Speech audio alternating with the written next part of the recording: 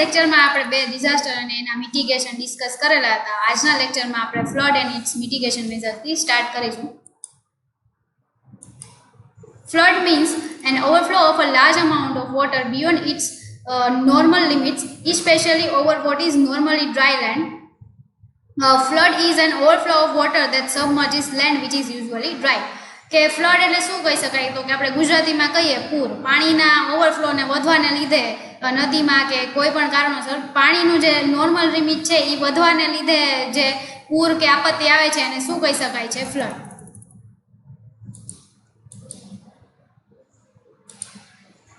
હવે ઘણા બધા કારણોસર ફ્લડ આવે છે, બરાબર. તો એ કયા કારણો હોઈ શકે એ આપણે જોઈએ. સૌથી પહેલા તો rains. Sometimes heavy rains in a short time period damage the drainage system and it results its flood. In other cases, light rains on many days can also cause flood. હવે રેઇન છે, બરાબર, વધારે વરસાદના લીધે આપણને ખબર જ છે કે ઓછા સમયમાં ખૂબ વધારે વરસાદ આવવાના લીધે જે વસ્તુ થાય છે એમાં પૂર આવે છે. પાણીમાં નદીમાં જે પાણીનો પ્રવાહ હોય છે એ વધી જાય છે, જેના કારણે પૂર આવવાની શક્યતા વધી જાય છે. અને ઘણી વખત બીજા કેસમાં તો એવું બને છે કે બહુ ઓછો વરસાદ આવેલો હોય, સ્ટીલ આપણા રાજ્યમાં ઓછો વરસાદ હોય, બટ બીજા રાજ્યમાં જ્યાંથી નદી સ્ટાર્ટ થાય છે ત્યાં વધારે વરસાદનું પ્રમાણ હોય, તો એના કારણે બી પૂર આવવાની શક્યતા રહે છે. Then after river overflow, when there is a more water upstream than regular and as it flows downstream to the plains, there will be a river overflow and water gets into the land. જેમ આપણે વાત કરીએ કે આપણા રાજ્યમાં નદી start નથી થતી, બીજા રાજ્યમાં નદી સ્ટાર્ટ થાય છે, તો એ રાજ્યમાં વધુ વરસાદ હોવાને લીધે જે એનો પાણીનો પ્રવાહ છે એ નેક્સ્ટ એનો જે ડાઉન લિમિટ હોય ત્યાં પાણી વધી જાય છે, તો આ જે વસ્તુ હોય એના કારણે બી પૂર આવવાના ચાન્સીસ વધી જાય છે. Then after next is strong winds. Strong winds around coastal area. Heavy winds and hurricanes surrounding coastal areas carry sea water and can cause flood. It may also lead to heavy rains. Okay, ઘણી વખત બહુ ઝડપથી પવન ફૂંકાવા માંડે છે, બરાબર. આ વસ્તુ થવા માંડે છે એના કારણે બી ફ્લડ આવવાની શક્યતા વધી જાય છે. એ ફ્લડ વધારે પવન ફૂંકાવાને લીધે શું થાય છે કે વરસાદના વાદળો છે એ બંધાવા માંડે છે, અને વરસાદના વાદળો બંધાવાને લીધે ખૂબ ઝડપથી વરસાદ આવવાની શક્યતા વધી જાય છે, અને ખૂબ વધારે વરસાદ આવવાને લીધે પાણીનું લિમિટ છે જે આપણે એમ જોયું આગળ એ ચેન્જ થઈ જાય છે, જેના લીધે ફ્લડ આવી શકે છે. Then next is dam breaking. Sometimes heavy storage of water in the dam can cause it to break and overflow the area. In other case, excess water is intentionally released to prevent it from breaking, which may also cause flood. Say for example, the Morbi Dam, Machu Dam burst. તો કે આપણે dam breaking માટે જો સૌથી મોટું example લેવું હોય તો એ છે મોરબી ડેમ. મોરબી ડેમનો જે મચ્છુ ડેમ હતો, બરાબર, એ ઓવરફ્લો થવાને લીધે કાંઈ ડેમની કેપેસિટી નાની હતી, બટ ઉપરના વિસ્તારમાં ઘણો બધો વરસાદ આવ્યો, એના લીધે ડેમ છે, બરાબર, એની કેપેસિટી નહોતી, બટ વધારે પાણીનો ઓવરફ્લો થઈ ગયો તો એ તૂટી ગયું, અને એના કારણે આખું જે મોરબી ગામમાં છે જે ખૂબ મોટી હોનારત થઈ હતી. તો આવી રીતે ડેમ બ્રેકિંગને લીધે બી પૂર આવી શકે છે. Next is melting of ice and snow in the cold region like Himalaya. During water, there is a heavy snow on mountains with ice on for them. Sometimes the ice starts to melt when temperature starts to rise. This will result in a heavy flow of water into the dry places. It is also called as a snow melt flood. એટલે કે આપણને ખબર છે કે હિમાલયના એવા પહાડ છે કે જ્યાં ઠંડા પહાડો છે, ત્યાં બરફના પહાડો છે, ત્યાં શું થાય કે સમર કેવી કોઈ સિઝન હોય ત્યાં છે ને ગરમી વધી જાય છે. ગરમી વધવાને લીધે શું થાય કે જો એના જે સ્નો હોય એ મેલ્ટ એટલે કે પીગળવા માંડે છે, તો એ પીગળવાના લીધે એ શેમાં સ્વરૂપમાં થઈ જાય છે? તો કે પ્રવાહી સ્વરૂપમાં પાણીમાં આવી જાય છે. પાણી આવી જાય છે તો પાણી છે એવા આજુબાજુના જે ક્ષેત્રો હોય એની નદીઓમાં ને એમાં પાણીનો પ્રવાહ વધી જાય છે, પાણી વધવા માંડે છે, જેના લીધે નદીઓમાં પૂર આવી શકે છે. અને આવી રીતે જે બી કંઈ આવેલા હોય તો એને આપણે કયા સ્નોમેલ્ટ ફ્લડ તરીકે ઓળખી શકીએ? તો કે સ્નોમેલ્ટ ફ્લડ તરીકે બી ઓળખી શકાય છે. Then after there are some different types of floods. Let us see. Surge flood, that is we can say coastal. It occurs in the coastal areas of sea or large structure of open water. It is the result of extreme tidal condition caused by critical weather. It occurs when high winds from hurricanes and other storms push water on shore and creates critical threat of tropical storm. એટલે કે surge float છે એ coastal area એટલે કે જ્યાં પાણીનું ને એવું પ્રમાણ વધુ હોય, જે રાજ્યમાં ને એમાં નદીઓ વધુ હોય, આજુબાજુ દરિયાનો કે એવો કોઈ કાંઠો આવતો હોય, બરાબર. તો જેમ કે દ્વારકા છે તો એની આજુબાજુ ઘણું બધું દરિયાનું પ્રમાણ છે, તો એને આપણે કોસ્ટલ એરિયા કહી શકીએ. તો આવા જે બી કાંઈ એરિયા છે, બરાબર, ત્યાં એવી દરિયાને લીધે બી ઘણી બધી પવન ફૂંકાતા હોય છે, થતા હોય છે. તો આવા કોઈ પણ ક્રિટિકલ વેધરના લીધે આવી શકે ફ્લડ, તો એને શું કહી શકાય? તો કે સર્જ ફ્લડ કહી શકાય છે. Then after next is river flood, that is fluvial. It occurs when there is a heavy rainfall over a long period which causes a river to exceed beyond its capacity. The other cause may be heavy snow melt and ice jams. એટલે કે river flood એટલે શું? તો કે નદીઓના કારણે જે કાંઈ ફ્લડ આવે, સ્પેશિયલી એવું નથી કે કોઈ વાતાવરણ એવું થઈ ગયું છે એના લીધે પૂર આવે છે, બટ નદીની કેપેસિટી છે પાણી રાખવાની, એનાથી વધુ પાણીનું પ્રમાણ વધી જાય છે, તો એના લીધે જે ફ્લડ આવે એને શું કહી શકાય? તો કે river flood. Next is a surface flood, that is fluvial. It occurs when heavy rainfall creates a flood event independent of an overflow water body. It can happen in any urban area, even higher elevation area that lie above coastal and river flood plains. There are mainly two types: intense rain stratus and urban drainage system, and runoff or flowing water from rain following on hillsides that are unable to absorb the water. એટલે કે surface flood છે, બરાબર, એ ક્યાં વધારે થવાના chances છે? તો કે એ મોસ્ટલી શેના લીધે થાય છે સરફેસ ફ્લડ? તો કે હેવી રેઇનના લીધે થાય છે. જેમ કે કોઈ વિસ્તાર છે કે જ્યાંથી બહુ મોટો એવો ધોધ પડે છે, કરે છે, બરાબર, તો એ એરિયામાં જ્યાંથી ધોધની સ્ટાર્ટિંગ થાય છે, એ એરિયામાં વધારે વરસાદ આવવાને લીધે બધું પાણી ક્યાં છે? એ નીચેના પ્રદેશમાં જતું રહે છે, જ્યાં એ ધોધ ખતમ થતો હોય ને નદીમાં કન્વર્ટ થતો હોય. તો એવી રીતે જે વસ્તુ હોય, એ વસ્તુને ધોધ ખતમ થવાને લીધે ત્યાં ઘણો બધો વરસાદ આવે તો ધોધનું પાણી છે એ વધી જાય છે, અને ધોધ એકદમ ઝડપથી પડે છે નીચે, તો એ શેમાં કન્વર્ટ થઈ જાય છે? તો કે આપણે પૂરમાં કન્વર્ટ થઈ જાય છે. એના બે ટાઈપ છે. એક તો ઇન્ટેન્સ રેઇન્સ, એટલે કે ઘણી જગ્યાએ બહુ વધારે પડતો વરસાદ આવેલો હોય, અને સેકન્ડ અર્બન ડ્રેનેજ સિસ્ટમ, એટલે કે આપણે જે કોઈ રાજ્ય કે હોય, સિટી કે હોય, ત્યાંની જે ડ્રેનેજ સિસ્ટમ એટલે કે જે ભૂગર્ભ વ્યવસ્થા હોય પરફેક્ટ ના હોય એના લીધે. And then next is run of or flowing water, જેમ આપણે વાત કરીએ કે ફ્લોમાં પડતો હોય ધોધ છે, એ એક ઉપરથી નીચેના ફ્લોમાં પડતો હોય, તો આવા કોઈ પ્રવાહમાં પાણી જતું હોય જ્યાં મેલ્ટિંગ સ્લાઇડ થઈ જાય, આઈસની સ્લાઇડ છે એ મેલ્ટ થઈ જાય છે અને વોટરમાં કન્વર્ટ થઈ જાય, તો એના લીધે બી ફ્લડ આવી શકે છે. There are some structural mitigation measures. So, reservoirs for impounding rainfall should be released in a regulated manner after heavy floods water flow passes. Prevention of overbank spilling by the construction of embankment and flood walls. Improvement of flow condition in the channel and improved drainage. તો કે આપણે ફ્લડને રોકવા માટે શું કરી શકીએ? તો કે આપણે જે બી કારણોસર વરસાદમાં એમાં વધારો થાય છે, તો કે એ બધા કારણો ઘટાડવાની કોશિશ કરવી જોઈએ. જેમ કે ઘણી વખત બની શકે કે વાતાવરણમાં આપણે આગળ વાત કરી કઈ રીતે એર પોલ્યુશન થાય છે, વોટર પોલ્યુશન થાય છે, તો આ બધી પોલ્યુશનને વધુ ને વધુ ઘટાડવા માટેના પ્રયત્નો કરવા જોઈએ. દેન આફ્ટર એવા પગલાઓ લેવા જોઈએ જેથી કરીને રિવર ફ્લડ છે, ડેમ બ્રેકિંગ છે, બરાબર, એવા ટાઈપની વસ્તુ છે એ ના થાય, અથવા તો થાય તો આપણે કઈ રીતે લોકોને પ્રિવેન્ટ કરી શકીએ, એટલે કે બચાવી શકીએ. દેન આફ્ટર એની જે કન્ડિશન્સ છે કે કઈ રીતે પાણી છે એ બીજા બધા પાસે પહોંચે છે, નદી છે એનો ફ્લો કઈ રીતે છે, તો ફ્લો જે પરફેક્ટ છે એ ગામના લોકોથી આગું હોય એવું કરવું જોઈએ, અને જે આપણે ભૂગર્ભની વ્યવસ્થા છે એને ઇમ્પ્રૂવ કરવી જોઈએ. Then after some non-structural measures also.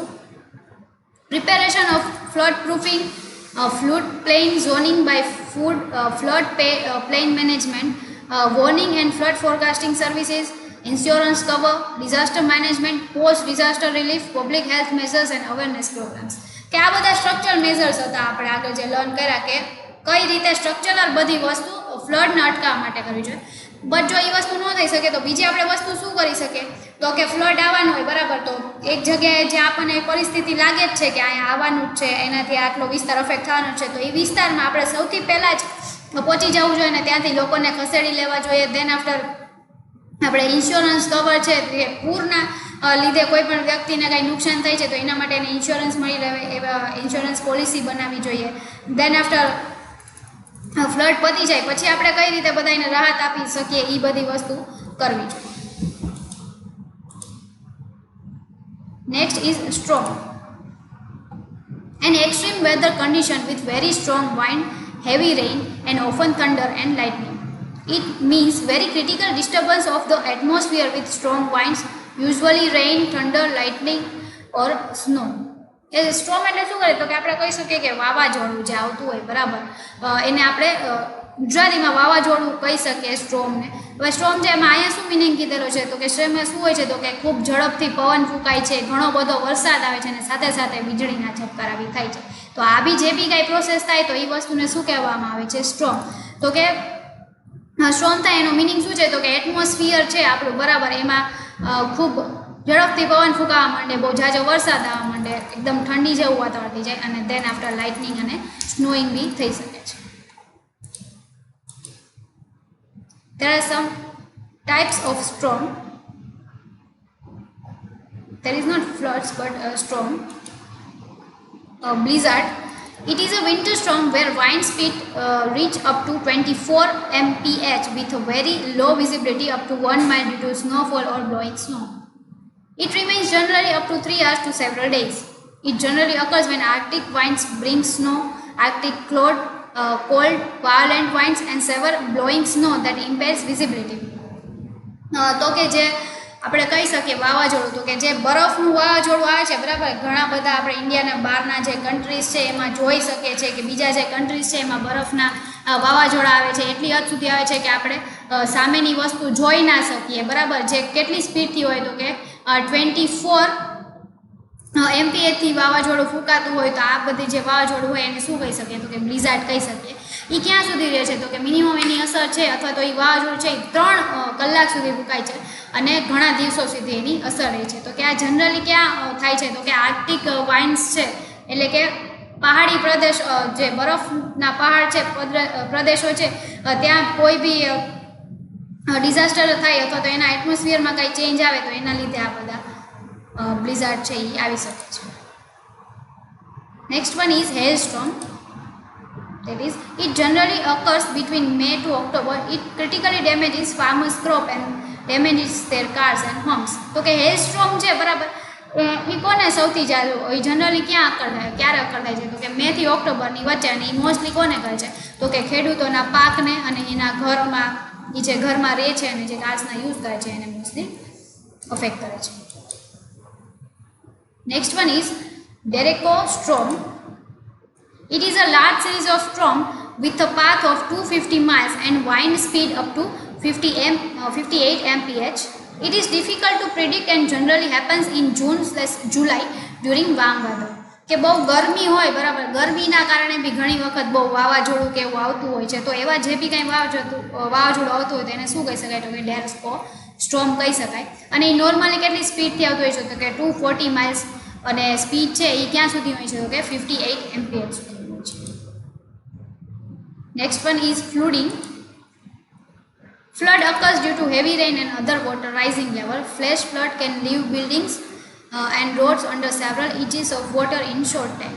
કે આપણે આખો ફ્લડનો છે એ આગળનો આખો ટોપિક છે એ આપણે કરી લીધો છે ડિસ્કસ બરાબર. તો અહીંયા એ જ કહેવામાં આવ્યું છે કે હેવી રેઇનના લીધે જે બી કાંઈ વાવાઝોડા કે આવે તો એને શું કહી શકાય છે તો કે flooding. Next is snowstorms. Heavy snowstorms create an inconvenience and damages infrastructure. બરાબર. તો કે સ્નોસ્ટોર્મ છે એટલે કે બરફના વાવાઝોડાને લીધે બહુ ખૂબ ઝડપથી બરફના વાવાઝોડાને લીધે જે ઇન્કન્વીનિયન્સ થાય છે લોકોને રહેવા માટે અને એ વધારે કોને ડેમેજ કરે છે તો કે ઇન્ફ્રાસ્ટ્રક્ચરને. Then after tropical storms, the wind speed is about 39 to 73 mph and generally occurs in Pacific and Antarctic Ocean. It generally develops in tropical environments. Tropical storm છે તો કે એ કેટલી સ્પીડે આવે છે તો કે 39 to 73 mph સ્પીડે ફૂંકાય છે અને જનરલી ક્યાં છે થાય છે તો કે સ્પેસિફિક એન્ડ એન્ટાર્કટિક ઓશન છે ત્યાં સ્ટોર્મ આવવાના ચાન્સીસ વધી જાય છે. અને જ્યાં ટ્રોપિકલ એન્વાયરમેન્ટ હોય કે જ્યાં જંગલ વિસ્તારને એવું બધું હોય ત્યાં ટ્રોપિકલ સ્ટોર્મ્સ આવવાના ચાન્સીસ છે એ વધુ છે. Then after thunderstorms, it produces many terrific weather situations like tall tornadoes, flooding, straight line winds, etc. It causes major damages is to the property. Thunderstorm એટલે કે એ કોને કહી શકાય અથવા તો એ ક્યાં આવે છે તો કે બહુ ટેરિફિક વેધર હોય કે જ્યાં બહુ ભયાનક વાતાવરણ હોય, જ્યાં વાદળો વધુ બંધાતા હોય, થતું હોય, જંગલનો વિસ્તાર વધુ હોય, બરાબર, ત્યાં છે થંડરસ્ટોર્મ આવવાના ચાન્સીસ વધી જાય છે અને એ ત્યાંની જે પ્રોપર્ટી હોય છે, ટૂંકમાં જંગલની જે પ્રોપર્ટી એને વધુ ને વધુ અસર કરે છે. દેન આફ્ટર ટોર્નાડોઝ, એ ટોર્નાડોઝને આપણને ખબર હોય કે બહુ ઝડપથી ફૂંકાતું વાવાઝોડું હોય એને સમટાઈમ્સ આપણે શું કહીએ છીએ તો કે ટોર્નાડોઝ. These are extremely dangerous caused from the high winds with a speed up of 300 mph, that is miles per hour, and distract infrastructure heavily in a short time. ટોર્નાડોઝ છે એ બહુ ઓછા ટાઈમ માટે આવે છે, બહુ મિનિમમ એ 10 કે 15 મિનિટનું હોય અને બહુ ભારી વાવાઝોડું હોય જે ઝડપથી ફૂંકાતું હોય, અત્યંત ઝડપથી, તો કે 300 mph 300 માઇલ્સ પર આવરની ઝડપથી જે ફૂંકાતું હોય, એટલા જે ઝડપથી ફૂંકાતું વાવાઝોડું હોય એને શું કહી શકાય તો કે ટોર્નાડોઝ. અને એ બહુ ઓછા ટાઈમમાં છે એ વધારે ઇન્ફ્રાસ્ટ્રક્ચરને બગાડી શકે છે. Then after some mitigations or preventive measures, prepare an emergency kit. An emergency kit should include minimum 3 days needed water, food, batteries, radio, flashlight, lanterns, first aid, basic medicines, vehicle keys, insurance policy, ownership records and banking data. કે આનાથી બચવા માટે આપણે સૌથી પહેલાં શું ready કરવું જોઈએ તો કે એક વસ્તુ રેડી કરવી જોઈએ જે છે ઇમરજન્સી કિટ. હવે ઇમરજન્સી કિટમાં શું શું ઇન્ક્લુડ કરવું જોઈએ તો કે મિનિમમ આપણે કેટલા દિવસ સુધી ચાલની નથી ખ્યાલ, બટ મિનિમમ 3 દિવસ સુધીનું આપણને વોટર મળી લે, ફૂડ છે, દેન આપણે બેટરી છે, રેડિયો છે, જેની કરીને, કારણ કે રેડિયોમાં શું કે તમને નેટવર્ક એવું આવી જાય છે, તમે ગમે ત્યાંથી સાંભળી શકો છો. ફોનમાં બની શકે કે તમને નેટવર્ક કે ના આવે, ફ્લેશ લાઇટ છે, તો આટલી બધી વસ્તુ છે એ તમારે ઇમરજન્સી કિટમાં ઇન્ક્લુડ કરવી જોઈએ. Then after prepare a practice plan for family. That is, every family member should know about the location of emergency kit, fire alarms, etc.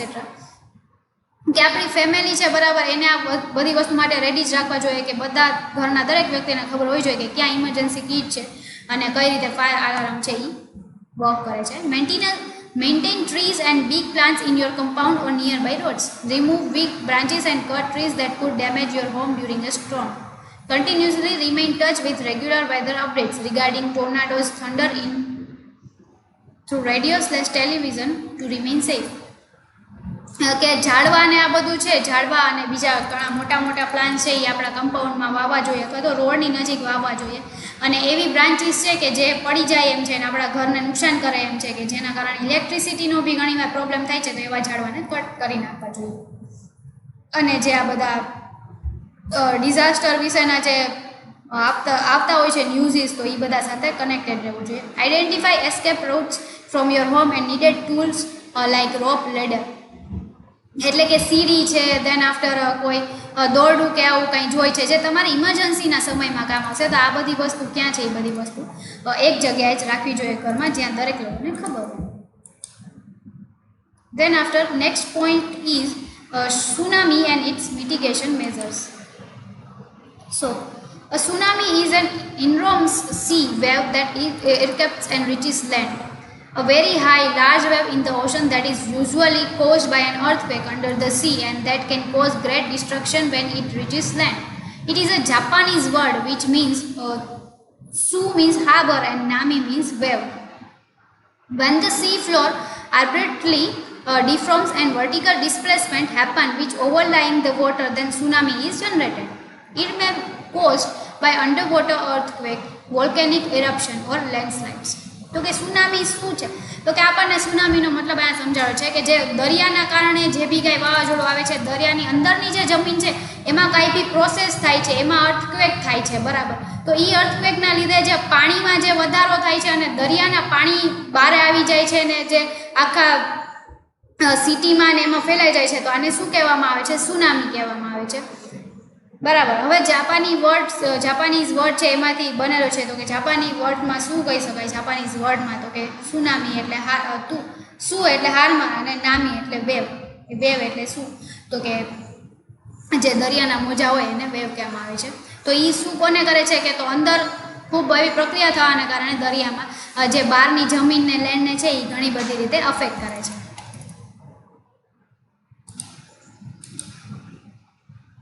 Causes or events of tsunami. Tsunami mainly causes earthquake which also lead to landslides.